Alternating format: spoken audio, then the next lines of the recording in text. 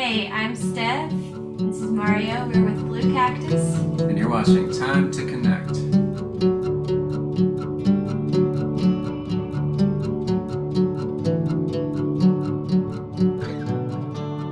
Hey, Steph and Mario, thanks so much for taking the time to connect. Hey, John, Yeah. thanks for having us. Yeah, looking forward to this conversation. And now, wait a second, you guys are in North Carolina, is that right? Are you back home? That's right. What's going on there? I have to ask about, was your area affected at all by the hurricane? Not particularly bad. We're about 3.5 hours east of Asheville. Yeah, Yeah, but the mountains are really bad, and that's where my family's from.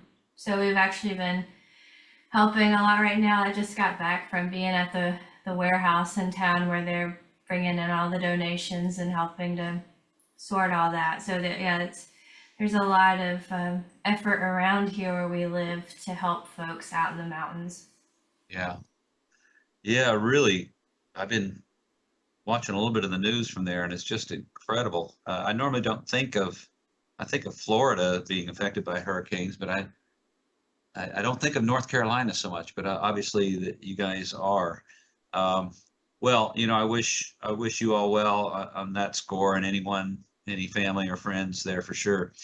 So this is a first. This is the first time on this podcast that I've interviewed two people at once. So thank you for doing that. It's great to have both of you. As you know, I caught your show in Austin last month while you were on a pretty big tour. I want to ask about that tour. But I was immediately captivated by your sound, and I would like to start off here by reading something from your website. It's a little bit long, but I think it's so good, and it says so much about who you guys are, and maybe you can comment on it. Dream Country, a blend of grit, glitz, groove, and twang that evokes a celestial soundscape of mid-century heartbreak and harkens comparisons eclectic and iconic as Bobby Gentry, Fleetwood Mac, David Bowie. Between the comfort of classic country and the glamour of 70s rock, Blue Cactus resuscitates a fleeting style of honest to goodness country music, considered valueless to a new country music where songwriting is officiated by financial analysts and teams of marketing plutocrats instead of woe-begone troubadours. With a high lonesome twang, an Emmylou-like southern drawl, and blistering guitar techniques, Blue Cactus exercises the honky-tonk muscles to firmly bear the flag for a new generation of country music. And to that, I just want to say, hell yes, that's beautiful. Is that pretty much capture what you guys do? Think so. Yeah, we struggle to write about our music. It's not easy, I think, to write about, at least for me, to write about what we do. So all those words were from other people who are really good at doing that. Yeah. And thankfully, we're generous enough to let us use that in our bio and describing the music. So we thought it sounded pretty accurate. Yeah, I agree with that. It's great. And I saw you as a duo. Do you typically just travel when you tour, just the two of you, or and do you play with more of a full band when you're closer to home, or how does that work typically? Yeah, it varies. It depends on how far away we're going, how long we'll be gone. Yeah, for the last couple times that we've been to Texas, yeah, we haven't dragged anyone along for a week at a time quite yet. Yeah, Um, but we do quite often bring a drummer and a bass player nice, around the East Coast here and there, but a fair amount of duo gigs as well. Mhm. nice. So how long have you two been together?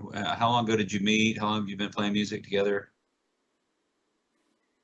Well, we met back in, I think, 2012. Hmm. And we had a different band at the time. I had a string band, all acoustic, kind of playing around one microphone. We were called Steph Stewart and the Boyfriends. So it was me and then three guys.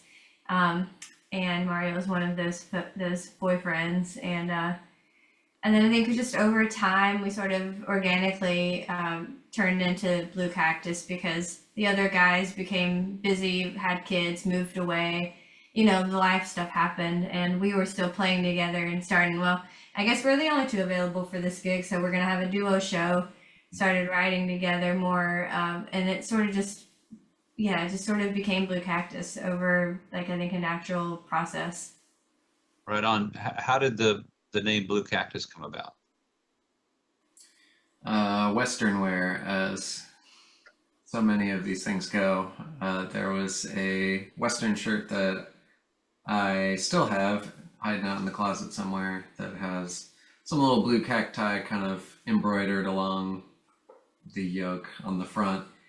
And Steph thought she was being funny, trying to make fun of me or something, and said Blue Cactus out loud. And, the branding sparkles just lit up in her eyes. And I know, she, it sounded good actually. And then, well, we agreed, which is also a very rare phenomenon. So I think that was sort of a sign. Yeah, well, just the word blue is going to evoke something, of course. And then the cactus gets in there. I like the name. It has it at first glance it seems simple, but I think if you unpack it a little bit, there's actually a lot more to it, a lot more implied by that name than might meet the eye. So speaking of how much you guys agree, who writes the songs? Do you write them together? Do you have any typical process, or how are the songs written for you guys?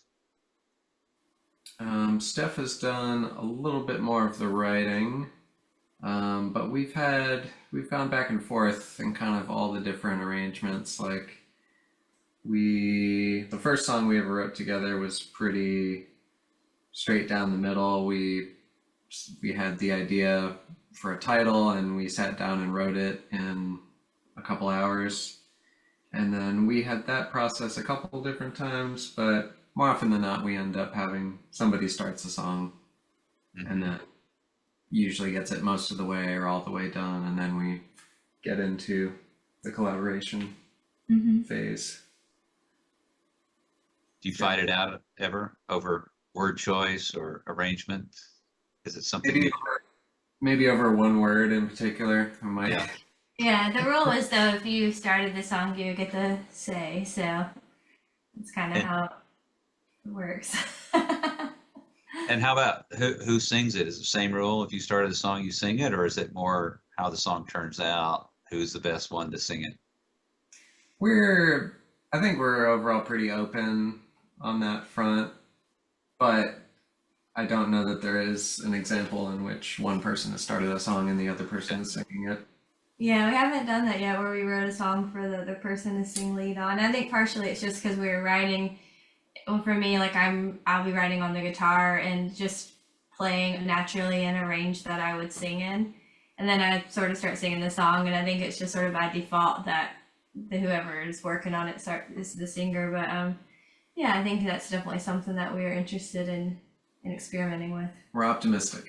Yeah. Good, good, good. I saw an interview recently with Gillian and David, and I had just for some reason I'd always assumed that whoever was singing the song was the one who wrote the song, and the interview seemed to, if I interpreted what they were saying correctly, that's not even close to being the truth. A lot of the songs they just co-write and kind of figure out who it makes the most sense. One reason I asked that question is so you guys are pretty eclectic. A lot of different styles there, as that blurb says, from Bobby Gentry to Fleetwood Mac to David Bowie.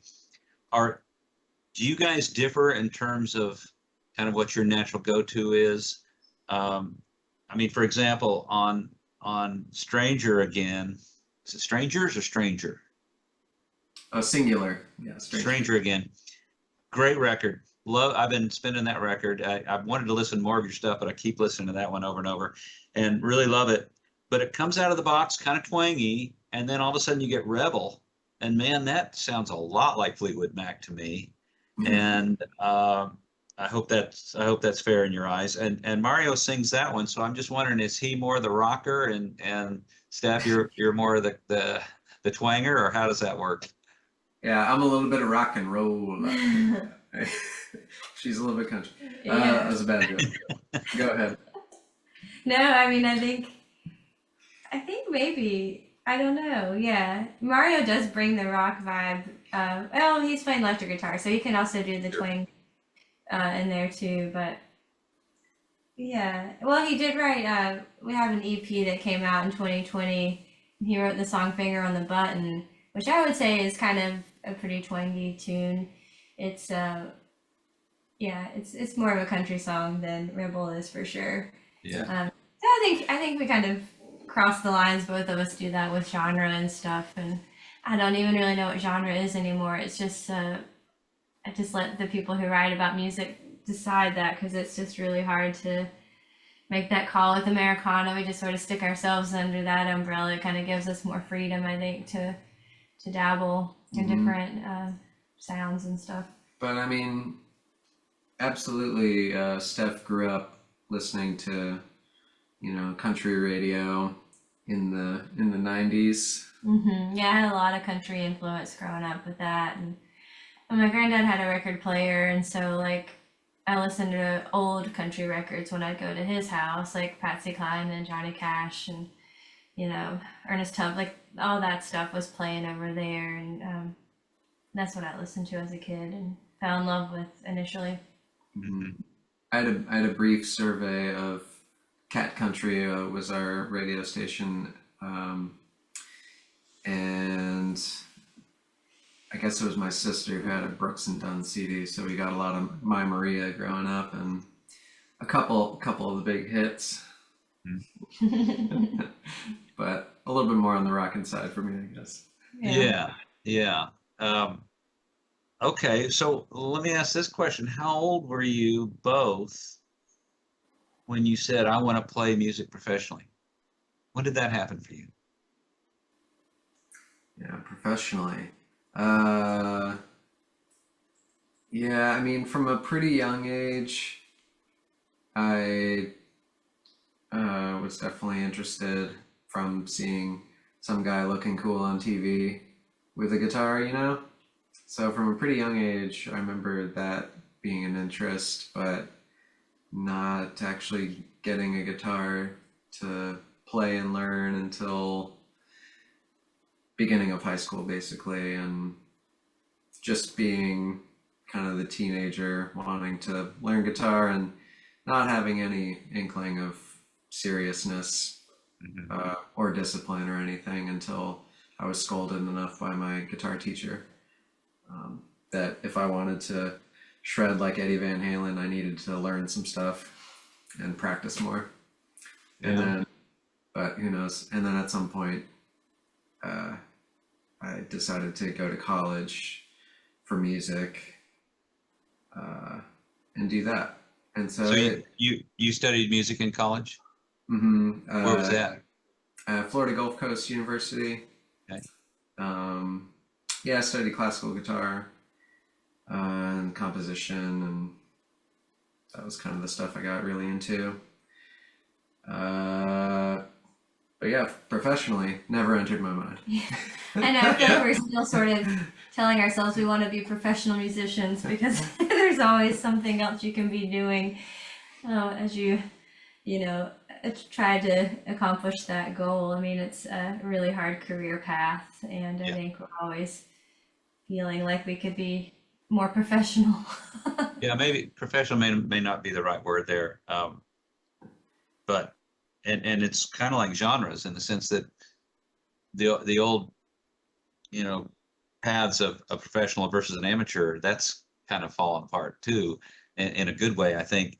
And I've told this anecdote a couple of times on this podcast, so please forgive me, anyone who is a regular listener, you're going to hear it again. But a friend of mine recently just started writing songs within the last couple of years, and he's progressed really quickly, and he's writing some really great songs and hadn't been at it very long. And I said to him one day, man, if you keep improving and getting better, you really might be able to make it in some way one of these days. And he said, man, why would I want to fuck up my life and do that?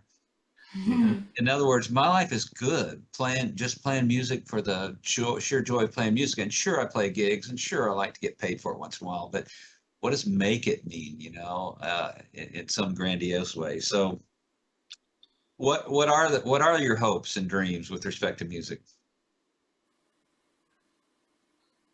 Well, I mean, like the little kid me, going back a little bit to the previous question, I think as a little kid, I just wanted to be famous without really realizing what was involved. The whole allure of that was so appealing, and I remember pretty vividly like playing dress up with my grandmother's clothes and makeup. I'd get into her makeup drawer, and I was probably about 4 or 5 years old when I used to do this, and I just put it all over my face and put myself a little fake beauty mark right above my lip like Dolly Parton. I used her mascara to do that, and I would just like talk to myself in the mirror like I had a show coming up. I was getting ready, and I, was going to be somebody. Yeah. Um, so yeah, I think now our goals have certainly shifted away from that. Yeah.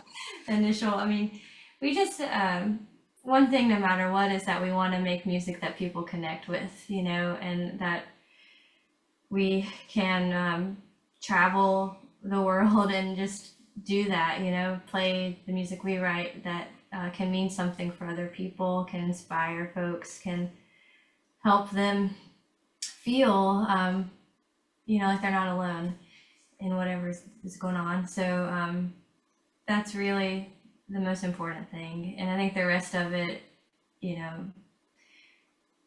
want to be able to do that on a bigger scale. So that's when other goals come into place. Like we want to be able to have, a team supporting us, like booking agent, Yep.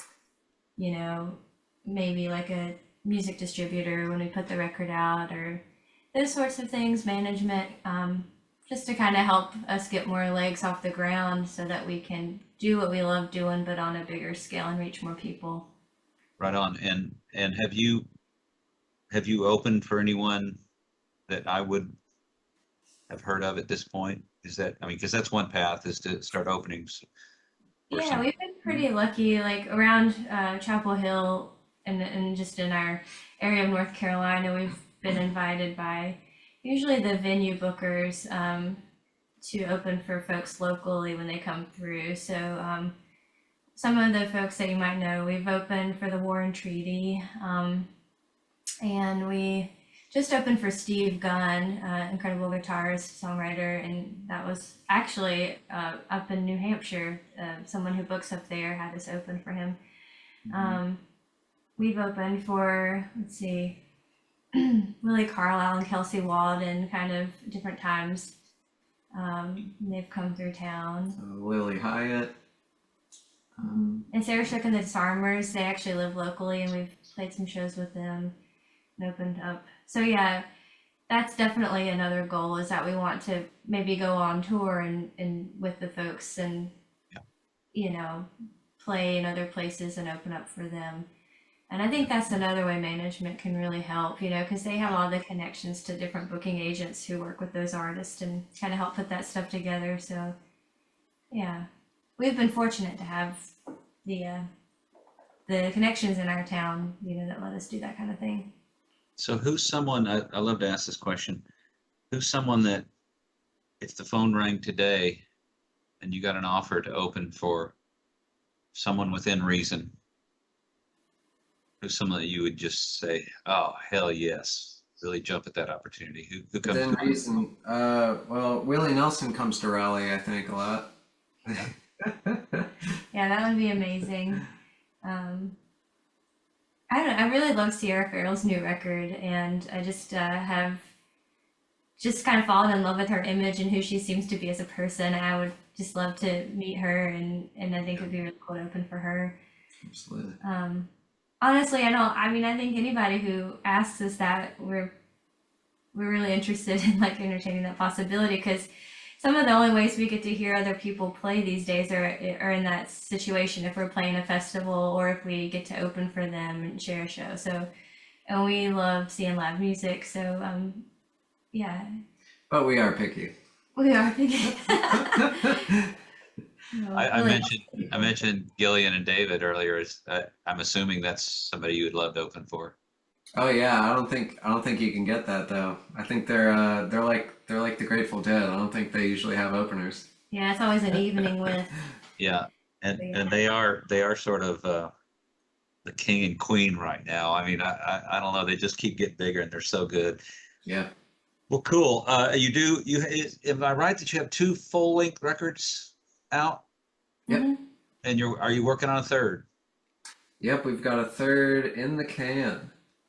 That's Yeah. just looking for some life coming out next year. Okay, Hmm. in early 2025, you hope?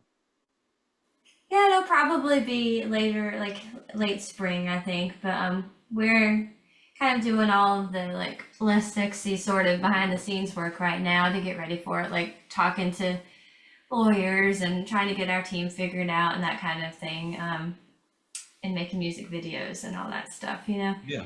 But the record sounds amazing. I'm super proud of it. I think it's our best writing yet. The songs are really incredible. We had a really fun time recording it. Like we weren't planning to make a record when we started the recording process. Really? We just had like batches of songs that were fresh and we really hadn't played most of them out for people. And I just felt like it would be nice to actually start recording them before we had like a real relationship with them, you know? Because it gives you a lot more chance to develop them with other people's input. So we recorded half of the songs in Nashville with a good friend. His name's Whit Wright, and he's a pretty well known pedal steel player out there.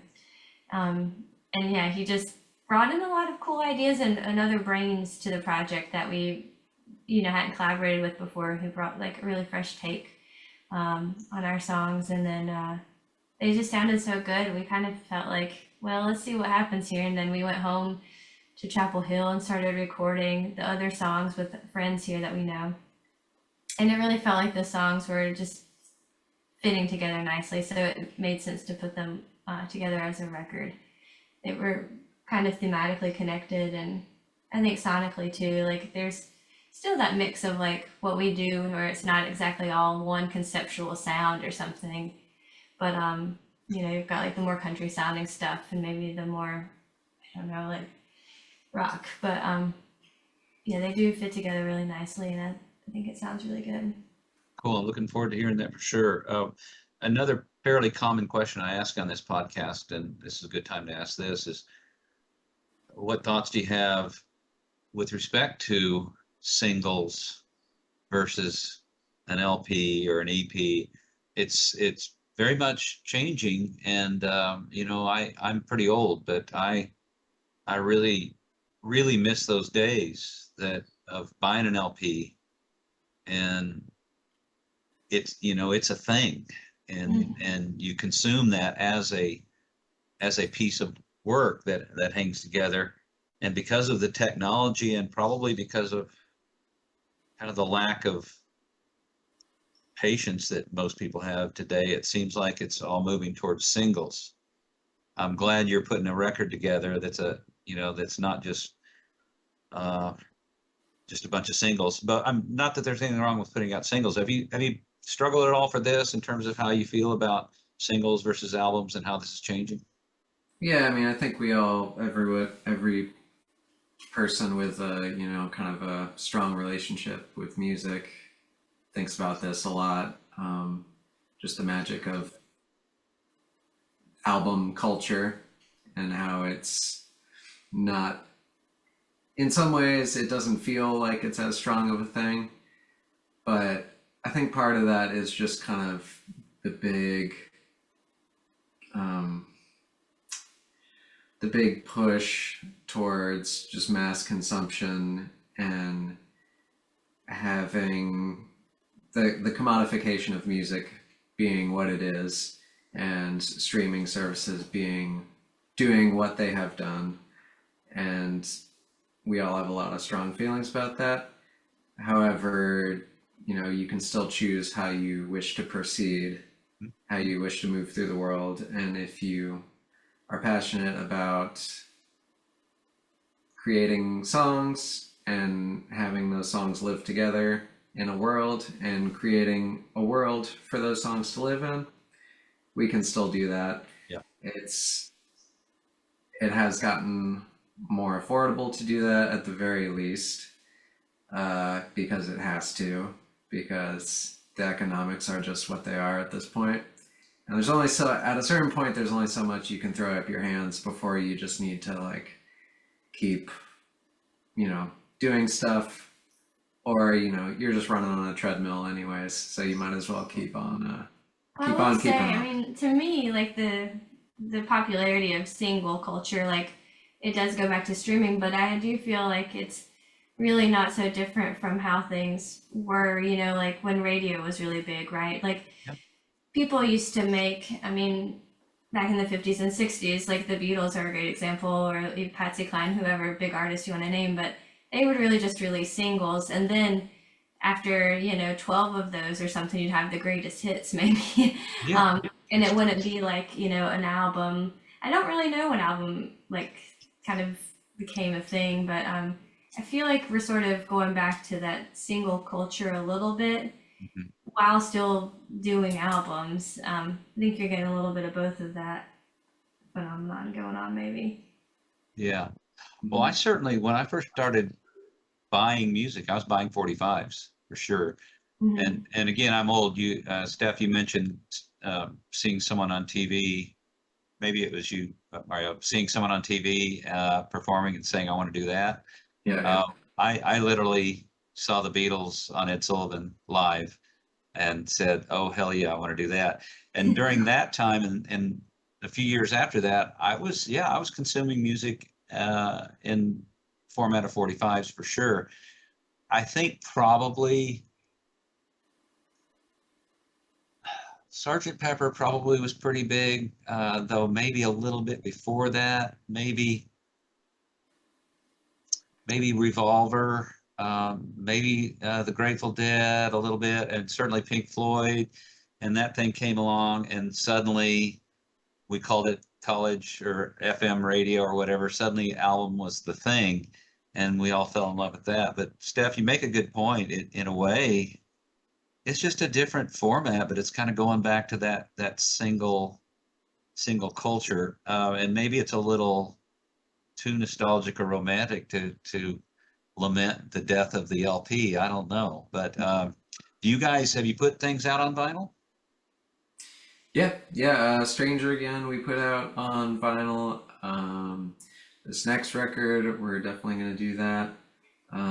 We even put out a little 7-inch. We put out a small run of a Nice. 7-inch for Finger on the Button and Quitting Again. We did a small run of those, and didn't feel like doing another one after after we got rid of those 50. Do Yeah, you but bother it's with fun to do you see. bother with CDs at all, Yeah. or is that you do? And Yeah, people actually radio buy them at the shows. shows? Yeah, there's certain places where they're more popular. It's interesting to see like which regions people still want CDs. Definitely certain age demographics, and like, I mean, I love CDs. I have a CD player in the van, and we use it pretty regularly. But I think there's something about country music mm-hmm. versus other kinds of I don't know, maybe slightly more hip things that I think country's hip. country is the hippest thing, but the little kids don't realize how hip it is, and they don't buy CDs. Right. Well, I think CDs are going to make a comeback, is my prediction, and I'm really excited about that because they're way more cheap to make than vinyl. right. Sure. That's for sure. Yeah. And Yeah, they take less I space. And I haven't made the leap to putting any of my stuff on vinyl, but I bring CDs to shows, and I literally get people saying things like, I'll buy a CD to support you, but I don't have anything to play it on." Yeah. So there's that problem. Well, let's see. You guys are just getting off a pretty long road trip. How long were you out? Couple weeks. yeah, I think that one was like 2.5 weeks or something. Okay, I thought it was longer than that. And I know you were here in Texas. Where else did you go? Oklahoma, and Tulsa and Oklahoma City. This was before we got to Texas.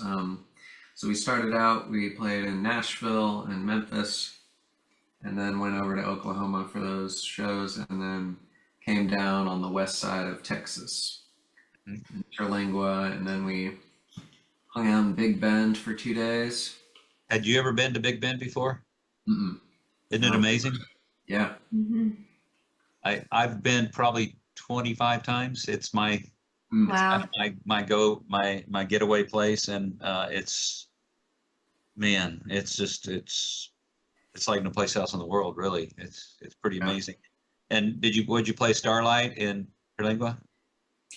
Actually, it was Hmm. I guess there are two places you can play in Terlingua, apparently. Yeah, Well, we know, Um, but we didn't play Starlight. But they told us we should play there next time too. you should. So we played the other place, it's which called was the Boathouse. the boathouse. Yeah, Okay. really nice, like neighborhood hangout. Like Yeah. It all might have, locals kind of hanging there when we went. it might have changed names at some point because I mentioned it, and someone else like uh, really knew the place, but they were calling it something else. So Okay. it might have changed names sometime in the past couple of years. Okay. So let's see. One question I love to ask people is to think of a show that you've attended in some time in your life that comes to mind. You think about memorable shows that you've been to, and I know there's probably many, but what comes to mind? What are some of the concerts, shows that you've been to that really stand out in your memory? Hmm. Well, I'll say like recently. I mean, this was back in July. We got to see Alice Gerard play for her 90th birthday. And she's a dear friend and huge inspiration to me. And that was a really memorable show for a lot of reasons. Just the fact that she was performing, she stood up and played the whole time. I mean, I feel like that's kind of a lot of work no matter how old you are. Um, Yes. and she just knows how to let things roll off her back and have a good time. She was forgetting. The woman's been playing music for decades, right, and knows so many songs. And every now and then she'd sort of forget how the version of the one they were doing was going to go, because there's many versions of these old songs, and have these moments of like not remembering how to play the song for a moment. And it was just funny, she made it funny, and I just feel like I learned so much from her, and so that definitely stands out as a memorable show. Mario. Hmm. I know there are memorable shows. Well, you've seen BB King as a teenager or something, and I thought Yeah, that I mean, was... if we go way back, deep back, yeah, I went to go see BB King when I was in high school. I mean, that was absolutely very special. Hmm. Um, and yeah, I only got to see him once, but I did get to meet him.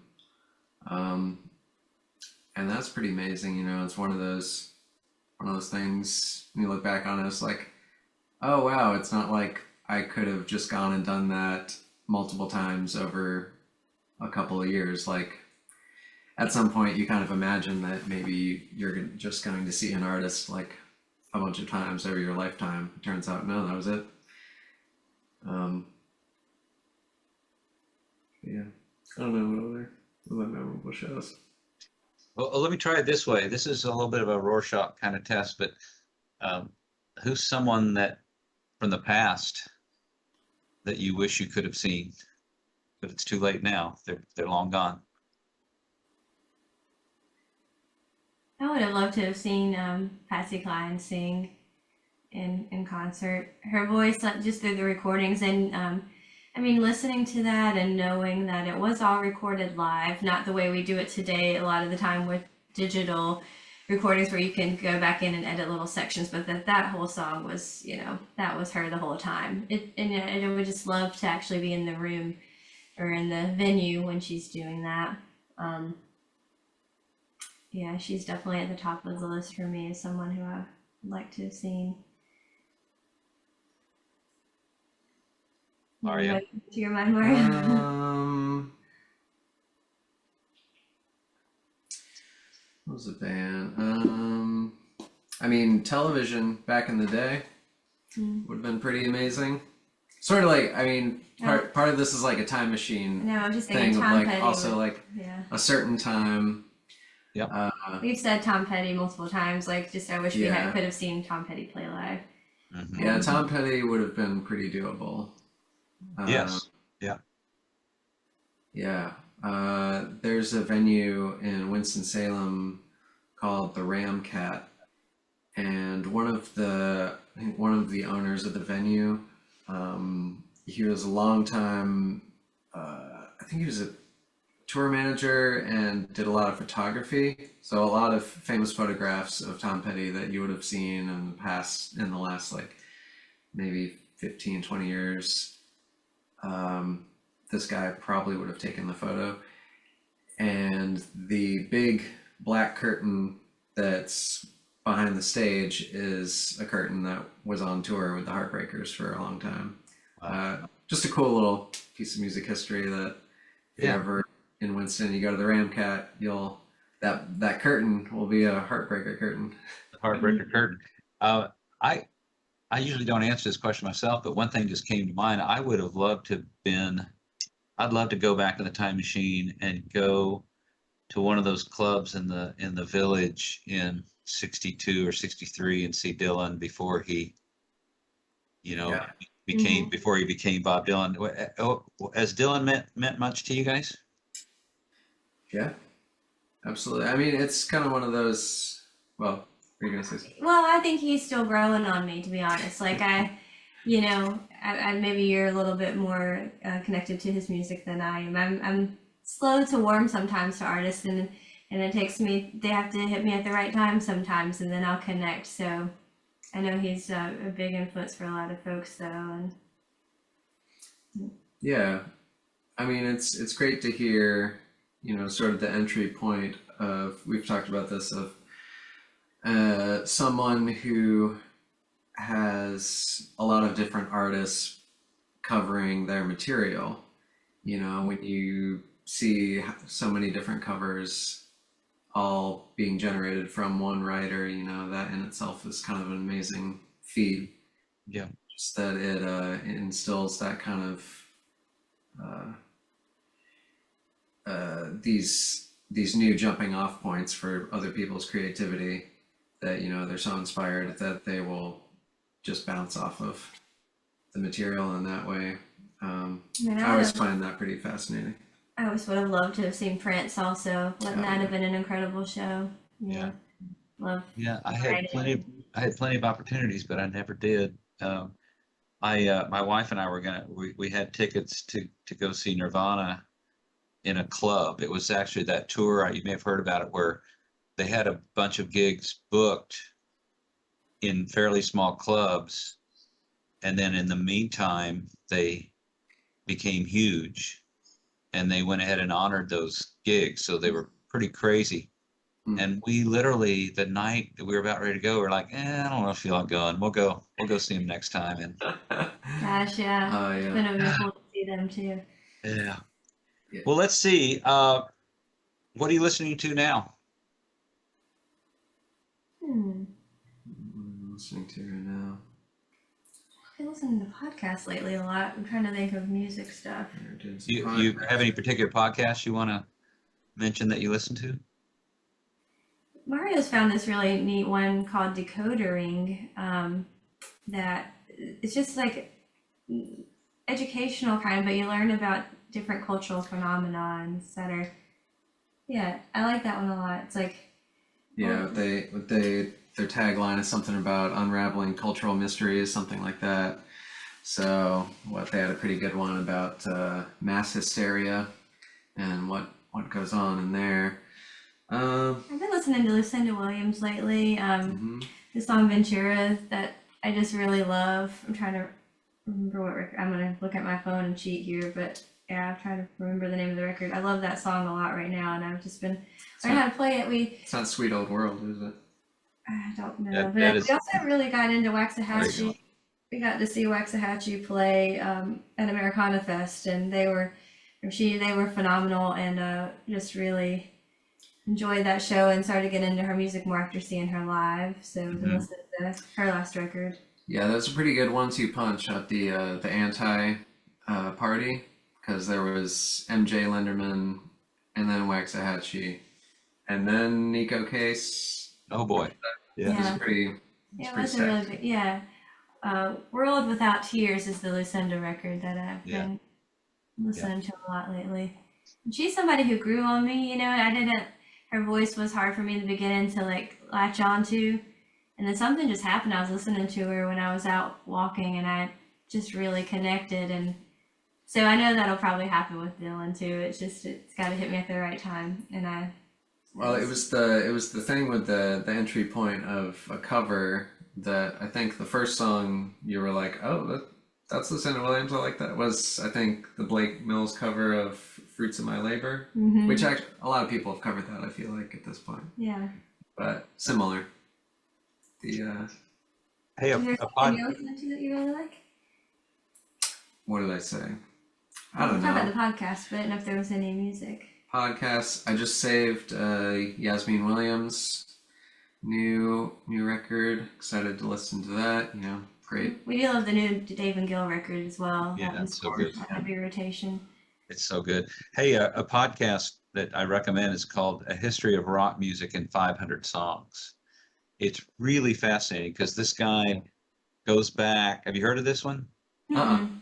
He goes back to even, I always think of Hank Williams as being kind of the beginning of rock and roll, but he goes back even before that.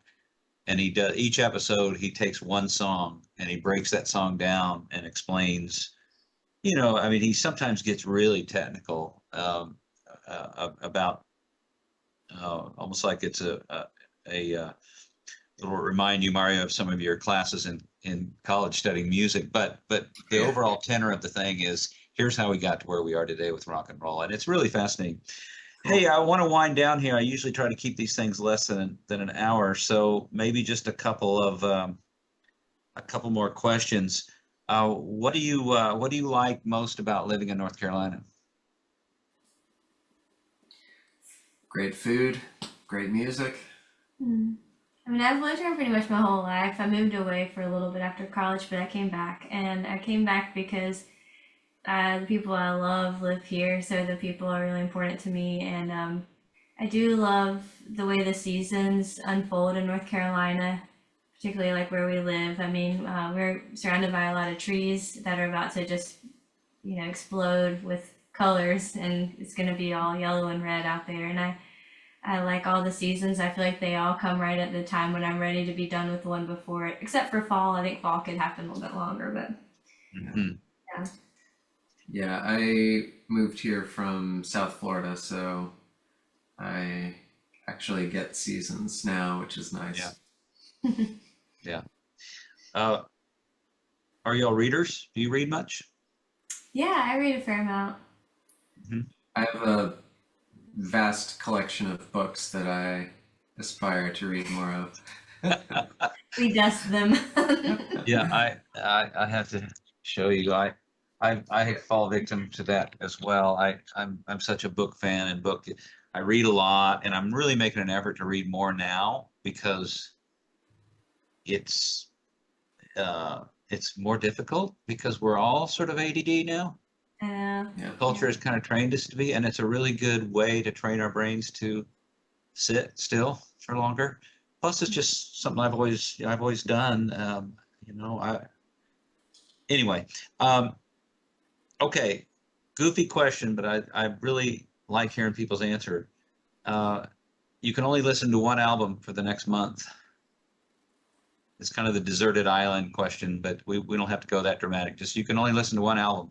It's all you can listen to musically. What album is that going to be? oh my gosh. Yeah, we're making assumptions about That's a tough question. we're confident in its ability to stand up over the month and the repetition. Yeah, Paradise and Lunch, Rye Cooter. great record, man. Love that record. Just fun. Just a good old Yeah, time. yeah. Yeah. I don't know. I guess I'm just gonna go with Neil Young Harvest because I've been wanting to learn more of his music and I really Yeah, like his lyrics. yeah. Good choices for sure. Uh, pet peeves. What kind of pisses you off? What tends to other than let's just go ahead and get politics out of the way because we know that's one of the things. But Right. Right. Um, Mm, you're I, pretty tolerant, I'll say, so. I'm pretty tolerant. Excessively loud people now loud people can be fun, but there's a threshold of, I guess maybe it's not just loud really. It's a particular uh, someone comes into the public space, Yeah. and they're gonna take all the space, all the energy of the room. Yeah. That's annoying. Sometimes that's fun, but Yeah. you know, there's a line. And they don't know the line. Right. Never Yeah, that's do. a good one. That's a good one. Context is everything, and especially when you're up there performing and that person is out there being loud in the audience, that's got to drive you crazy. That's a big one for sure. Yeah. Yeah. Let's see. Do you, this is a little bit of a personal question. I hope you don't mind. Do you have any particular guiding philosophy or spirituality that you lean on? Yeah, I mean, I feel like just the golden rule is kind of my always philosophy, treating others the way I want to be treated, and I want to be treated really well. So I try to do that to everybody, and I think like the time we're living in right now, right after Hurricane Helene has come through North Carolina, is a really nice reminder to hold on to that philosophy, and it's been really inspiring to see our community around here coming together to support each other and help out, you know. Nice. Anything to add, Mario? I couldn't top it. No. Okay, that really is kind of a nice way to end this thing. Well, guys, thank you so much for doing this. I really appreciate it. I'm really looking forward to the next record, and I will put show notes or put links a link to your website in the show notes. Anything else you'd like to say before we close? Well, thank you for having us. It's been Yeah, really nice to thanks. see you again. Texas is one of our favorite states to play music in, so we look forward to coming back and hope we'll cross paths again when we do. I hope so. I will definitely pay attention. If you guys are anywhere near me, I'll see you at the show. Alrighty, we'll see you then. Thanks a lot, folks. Take care. Thanks. Bye-bye. Dude.